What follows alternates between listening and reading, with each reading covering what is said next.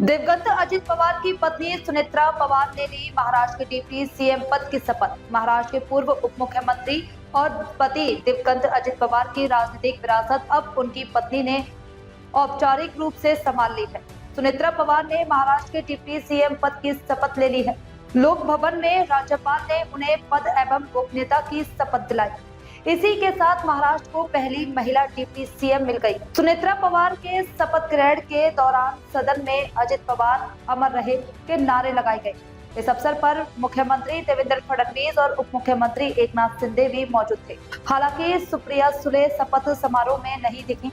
इससे पहले सुप्रिया सुले ने कहा कि कल देश का बजट है, मैं सदन में एनसीपी की नेता हूं, मुझे जाना होगा।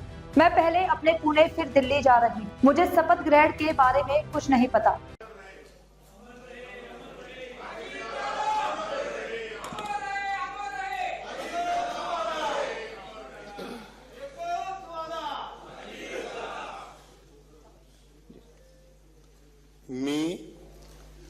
मी सुनेत्रा अजित पवार गांभीर्यपूर्वक प्रतिज्ञा करते की कायद्याद्वारे स्थापित झाले आहे अशा भारताच्या संविधानाबद्दल मी खरी श्रद्धा व निष्ठा बाळगीन। मी भारताची सार्वभौमता व एकात्मता उन्नत राखीन।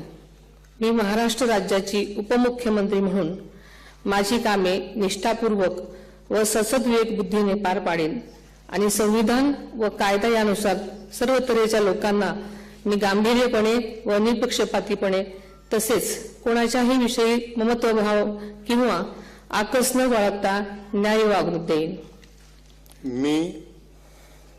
मी सुनेत्रा अजित पवार गांभीर्यपूर्वक प्रतिज्ञा करते की महाराष्ट्र राज्याची उपमुख्यमंत्री म्हणून माझ्या विचारार्थ आणली जाईल किंवा मला ज्ञात होईल अशी कोणतीही बाब अशी उपमुख्यमंत्री म्हणून माझी कामे यथायोग्य पार पाडण्यासाठी आवश्यक असेल ते खेरीज करून एरवी मी कोणत्याही व्यक्तीला किंवा व्यक्तींना प्रत्यक्षपणे वा अप्रत्यक्षपणे कळवणार नाही किंवा त्यांच्याकडे उघड करणार नाही।